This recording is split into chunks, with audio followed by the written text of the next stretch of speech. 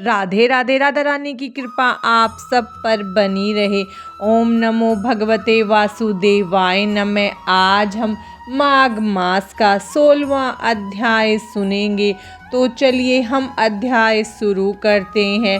वह पांचों कन्याएं इस प्रकार विलाप करती हुई बहुत देर प्रतीक्षा करके अपने घर लौटी। जब घर में आई तो माताओं ने कहा कि इतना विलंब तुमने क्यों कर दिया। तब कन्याओं ने कहा कि हम किन्नरियों के साथ कीड़ा करती हुई सरोवर पर थी और कहने लगी कि आज हम थक गई हैं और जाकर लेट गई। वशिष्ठ जी कहते हैं कि इस प्रकार आशय को छुपाकर वह विरह की मारी पड़ गई। उन्होंने घर में आकर किसी प्रकार की कीड़ा नहीं की। वह रात्रि उनको एक युग के समान बीती। सूर्य नारायण के उदय होते ही वह अपने आप को जीवित मानती हुई माताओं की आज्ञा लेकर गौरी पूजन करने वह कन्याएं वहां पर जाने लगी। उसी समय ब्राह्मण भी स्नान करने के लिए सरोवर पर आया। उसके आने पर कन्याओं ने वाह किया, जैसे कमलिनी प्रातःकाल सूर्य उदय को देखकर करती है। उसको देखकर उनके नेत्र खुल गए और उस ब्रह्मचारी के पास चली गई। आपस में एक दूसरे का हाथ पकड़कर चारों तरफ से उसको घेर लिया और कहने लगी कि मूर्ख, उस दिन तू भाग गया था लेकिन आज नहीं भाग सकता। हम लोगों ने तुमको घेर लिया है। ऐसे वचन सुनकर बाहुपास में बंधे हुए ब्राह्मण ने मुस्कुराकर कहा, तुमने जो कुछ कहा सो ठीक ही है, परंतु मैं तो अभी विद्या अभ्यास और ब्रह्मचारी हूँ। गुरुकुल में मेरा विद्या अभ्यास पूरा नहीं हुआ है। पंडित को चाहिए कि जिस आश्रम में रहे उसके धर्म का पालन करे। इस आश्रम में मैं विवाह करना धर्म नहीं समझता। अपने व्रत का पालन करके और गुरु की आज्ञा पाकर ही विवाह कर सकता हूँ, उससे पहले नहीं कर सकता। यह बात सुनकर वह कन्याएं इस प्रकार बोली जैसे वैशाख मास में कोयल बोलती है। वह कहने लगी कि धर्म से अर्थ और अर्थ से काम और काम से धर्म के फल का प्रकाश होता है। ऐसा ही पंडित लोग और शास्त्र कहते हैं। हम काम सही धर्म की अधिकता से आपके पास आई हैं, सो आप पृथ्वी के सब भोगों को भोगिए। उस ब्राह्मण ने कहा कि तुम्हारा वचन सत्य है, किंतु मैं अपने व्रत को समाप्त करके ही विवाह कर सकता हूँ, पहले नहीं कर सकता। तब वे कन्याएं कहने लगी कि तुम तो मूर्ख हो।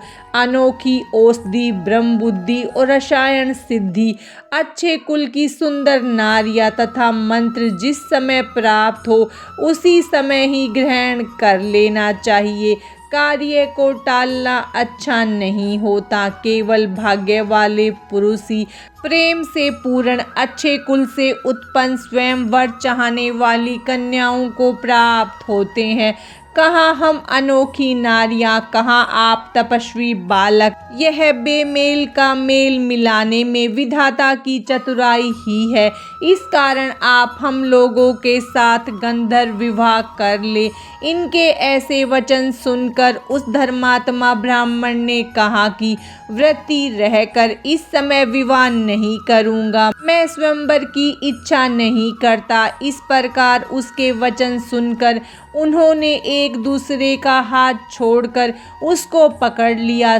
सुशील और सुसवरा ने उसकी भुजाओं को पकड़ लिया। सुतारा ने आलिंगन किया और चंद्रिका ने उसका मुख चूम लिया, परंतु फिर उसने क्रोधित होकर उनको श्राप दिया कि तुम डायन की तरह मुझसे चिपटी हो, इस कारण पिशाचनी हो जाओ।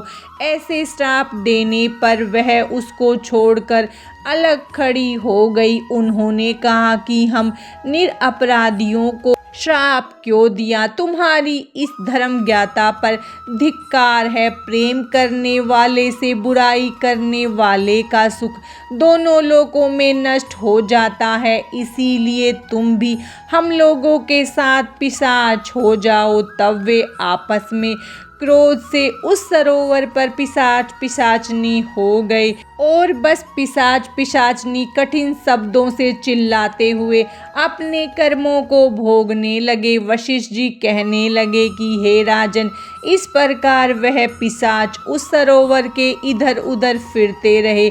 बहुत समय पश्चात मुनियों में श्रेष्ठ लोमेश ऋषि पौष शुक्ला चतुर्दशी को उस अच्छेद सरोवर पर स्नान करने के लिए आए। तब सुधा से दुखी इन पिशाचों ने उनको देखा तो उनकी हत्या करने के लिए गोल बांधकर उनको चारों तरफ से घेर लिया। वेदनिधि ब्राह्मण भी वहां पर आ गए और उन्होंने लोमेश ऋषि को साष्टांग प्रणाम किया। वे पिशाच ऋषि के तेज के सामने ठहर न सके और दूर जाकर खड़े हो गए।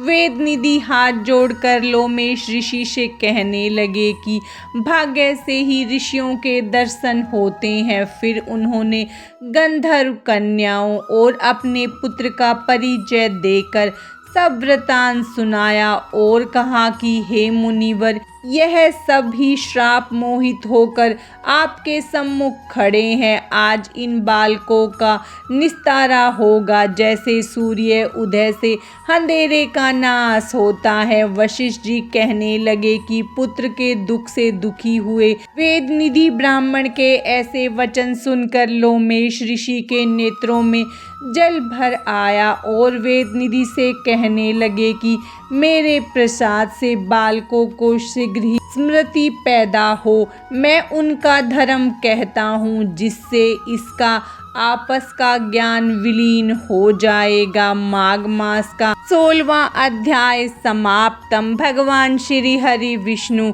और माता लक्ष्मी की कृपा आप सब पर सदा बनी रहे। राधे राधे।